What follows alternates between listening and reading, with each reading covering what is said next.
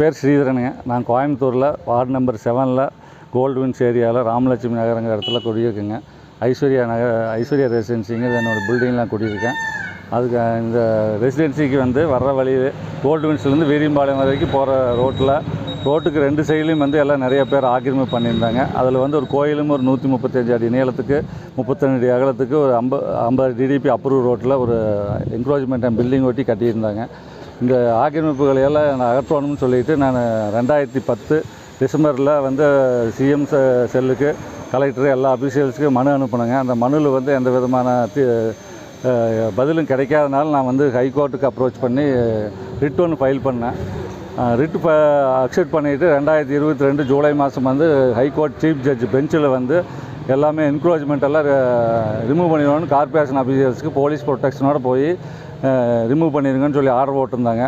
அந்த order base பண்ணி 4ஆம் தேதி ஆகஸ்ட் மாதம் 2022 போலீஸ் அஃபீஷியல்ஸோட கார்பரேஷன்காரங்க வந்து எடுக்க வந்தாங்க. கார்பரேஷன் அஃபீஷியல்ஸு எடுக்க வந்தப்போ கொஞ்சம் இடிக்க ஆரம்பித்தாங்க. அப்போ வந்து பிஜேபி இந்து முன்னணிக்காரங்கெல்லாம் வந்து ஆர்ப்பாட்டம் பண்ணி கோயில் நிர்வாகிகள் எல்லாமே வந்து ஆர்ப்பாட்டம் பண்ணதுனால வந்து அவங்க நிறுத்திட்டு போயிட்டாங்க அந்த ஸ்டேஜில். அதுக்கு பின்னாடி வந்து திருப்பி ஆக்ஷன் டேக்கன் ரிப்போர்ட்டுங்கிறது வந்து ஒன்று சப்மிட் பண்ணாங்க. கார்பரேஷன் கமிஷனர் கையில் போட்டு ஹைகோர்ட்டில் வந்து அண்டர்டேக்கிங் லெட்டர் மாதிரி ஒன்று சப்மிட் பண்ணாங்க. இந்த மாதிரி டோட்டலாக 32,000 ஸ்கொயர் ஃபீட்டுக்கு மேலே ஆக்கிரமிப்பு இருக்குது இந்த ரோட்டில், நாங்கள் பூரா எடுத்து கிளியர் பண்ணி கொடுத்துட்றோம்னு சொல்லி அண்டர்டேக்கிங் லெட்டர் கொடுத்தாங்களே ஒழிய அதுக்கு பின்னாடி எந்த ஆக்ஷனும் எடுக்கல. இன்றைக்கி வரைக்குமே எதுவுமே எடுக்கலைங்க. அதனால் வந்து நான் 2023 பிப்ரவரி மாதம் ஒரு கண்டெம்ட் பெட்டிஷன் ஃபைல் பண்ணேன். அந்த கண்டெம்ட் பெட்டிஷன்லாம் அக்செப்ட் பண்ணிவிட்டு இப்போ கண்டெம்ட் பெட்டிஷன் விசாரணையில் இருக்குது. அதில் வந்து ஒவ்வொரு தடையும் வந்து கார்பரேஷன் சைட்லேருந்து அப்ரோச் கோர்ட்டில் அப்பீல் ஆகிறவங்க எவரி வாய்தாலுமே இந்த மாதம் எடுத்துடுறோம், அடுத்த மாதம் எடுத்துடுறோன்னு டைம் ட்ராக் பண்ணிகிட்டு இருக்காங்க வழி இன்றைக்கி வரைக்கும் எடுக்கலை. இது இப்போ எகெனஸ்ட்டாக வந்து இந்த ஹைகோர்ட் ஆர்க்கு எகெனஸ்ட்டாக வந்து சுப்ரீம் கோர்ட்டில் வந்து அக்டோபர் மாதம் வந்து 2023 வந்து மனு தாக்கல் பண்ணாங்க கோயில் தரப்புலேருந்து. சுப்ரீம் கோர்ட் வந்து அதை ரிஜெக்ட் பண்ணிட்டாங்க. அப்பீல் வந்து எடுத்துக்கல. சுப்ரீம் கோர்ட்டில் வந்து ரிஜெக்ட் பண்ணாங்க. சுப்ரீம் கோர்ட்டுக்கு போய் ரிஜெக்ட் ஆனதுக்கு பின்னாடியும் வந்து அஃபீஷியல்ஸ் வந்து எந்த விதமான நடவடிக்கை இன்றைக்கி வரைக்கும் எடுக்கலைங்க.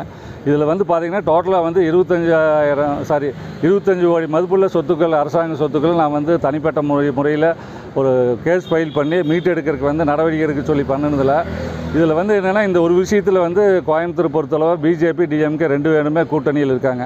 இதில் இந்த வார்டு கவுன்சிலர் வந்து அவங்களுக்கு கோயில் தரப்புக்கு பிஜேபி ஆளுகளுக்கு ரொம்ப சப்போர்ட் பண்ணிகிட்டு இருக்காருங்க ஆரம்பத்துலேருந்து. கவுன்சிலர் வந்து கோவிந்தராஜ் அவர் பேர். அவர் வந்து எடுக்க வந்த அன்றைக்கி அபிஷேக் எல்லாம் வந்த அன்றைக்கி அவரே வந்து என்னை வந்து கேஸ் வித்ட்ரா பண்ணிக்கோங்க அப்படின்னாரு. அப்போ திருப்பி இருந்துட்டு இது வந்து வார்டு கவுன்சிலர் வந்து உங்களை நீங்கள் வந்து அரசாங்க சொத்து காப்பாற்றுறது தான் உங்களோட கடமை, நீங்கள் வந்து கேஸை வாபஸ் வாங்க சொல்லி சொல்கிறீங்களேன்னு நான் திருப்பி கேட்டதுக்கு மிரட்டல ரெக்வஸ்ட் பண்ணார். என்ன உண்மையோ அதை தான் நம்ம சொல்கிறோம். ரெக்வஸ்ட் பண்ணார். இந்த மாதிரி வந்து கோயில் ரொம்ப நாளாக இருக்குதுனாரு. ஆனால் கோயில் வந்து ரொம்ப நாளாக இல்லைங்க. கூகுள் எடுத்து உங்களுக்கு எல்லாத்துக்கிட்டையும் இமேஜஸ் அனுப்பிச்சிருக்கிறேன். 2003 வரைக்கும் இங்கே எந்த விதமான கன்ஸ்ட்ரக்ஷன் இல்லை. 2003லேருந்து 10க்கு 10 ஒரே ஒரு ரூமு தான் வந்து ஃபஸ்ட்டு ஆரம்பத்தில் இருந்ததுங்க. அதில் வந்து ஒரு சாமி தம்பூரான் சாமின்னு வந்தது. அதை வந்து அவங்க சுயமாக வந்த மாதிரி ஒரு ஃபோக்கஸ் பண்ணுறாங்க. இதுக்கு எல்லாமே வந்து அது ஸ்டெப் பை ஸ்டெப்பாக வந்து அப்படியே இப்போ கிட்டத்தட்ட 135 நீளத்துக்குமே எல்லா சாமியும் கொண்டு வந்து இன்ஸ்டால் பண்ணிட்டாங்க. எல்லா என்னென்ன தெய்வங்கள் இருக்குமோ அத்தனை தெய்வ சிலைகளை கொண்டு வந்து இன்ஸ்டால் பண்ணிட்டு எல்லாமே இப்போ ரொம்ப பூர்வீக கோயில் அப்படிங்கிற மாதிரி ப்ரொஜெக்ஷன் பண்ணிட்டு போய் சொல்லிவிட்டு சயின்டிஃபிக்காக வந்து கூகுள் ஏத்தில் வந்து நம்ம டவுன்லோட் பண்ணி எல்லாமே கொடுத்தாச்சு. 1990 டிடிபி அப்ரூவல் சைட்டுங்க. அப்போ அப்ரூவல் கொடுக்கும்போது இங்கே வந்து எந்த விதமான கன்ஸ்ட்ரக்ஷன் இல்லை. ரோடு வந்து ரோடாக தான் வந்து டிடிபி அப்ரூவல் ரோடாக தான் அதில் எல்லாமே ரெக்கார்ட் ஆகிருக்கு. ஸோ இதில் மெயினாக வந்து கோயிலுக்கு பக்கத்தில் இருக்கிற கோயில் நிர்வாகி மாரிமுத்துங்கிறவர் வந்து கிட்டத்தட்ட அரசாங்க சொத்தை 1 கோடி ரூபா மதிப்புக்கு இருக்கும் அவர்தே வந்து. ஏன்னா கார்பரேஷனில் வந்து ஆல்ரெடி 89 அடி நீளம் 15 அடி அகலம்னு சொல்லிவிட்டு ஆக்கிரமிப்பு பண்ணியிருக்கிறீங்கன்னு நோட்டீஸ் கொடுத்து 3 வருஷம் ஆச்சு. அது வந்து இன்றைக்கி வரைக்கும் அதுவுமே எடுக்கலை. அதே மாதிரி அவர் வீட்டுக்கு சவுத் சைடு இருக்கிற 30 அடி ரோட்டில் பார்த்திங்கன்னா 28 அடி தான் இருக்குது. ஈஸ்டர்ன் சைடில் பார்த்திங்கன்னா ரிசர்வ் சைட்டே என்க்ரோச் பண்ணியிருக்காரு.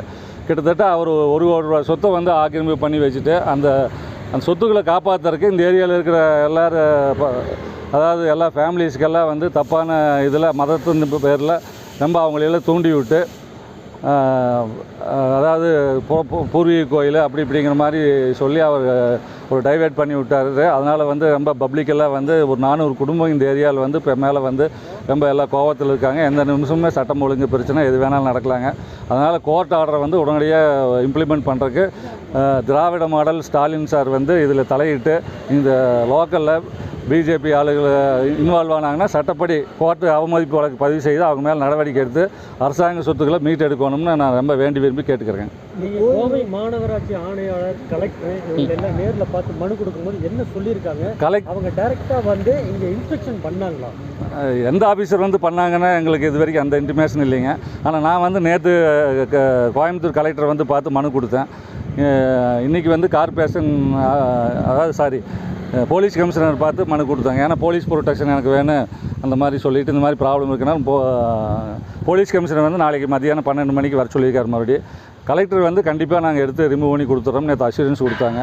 இப்போ நான் என்ன சொல்கிறேன்னா அதிகாரிகள் வேலை செய்ய தயாராக இருக்காங்க. அரசியல்வாதி குறுக்கீடு செஞ்சாலும் இதில் வந்து ப்ராப்பராக சட்டத்தை வந்து காப்பாற்றணுங்கிறது என்னுடைய தாழ்மையான வேண்டுகோள். கோயில் வந்து யாருடைய பராமரிப்பில் இருக்குது? இந்த ஏரியாவில் இருக்கிறவங்க ஒரு 5-6 பேர் அதில் வந்து நிர்வாகிகள் அவங்களே நிர்வாகம் பண்ணுறாங்க. இது கவர்மெண்ட் கோயிலெல்லாம் இல்லைங்க. இங்கே வந்து லோக்கலில் இருக்கிறவங்க இவங்களே வந்து ஒரு டீம் மாதிரி ஃபார்ம் பண்ணி அவங்க நிர்வாகம் பண்ணிகிட்ருக்காங்க. மெயின் அதில் நிர்வாகி வந்து மாரிமுத்துங்கிறவர் அவர் இடம் தான் வந்து பெரிய மேஜராக வந்து இன்றைக்கி வரைக்கும் எடுக்காமல் இருக்காங்க என்கரேஜ்மெண்ட்.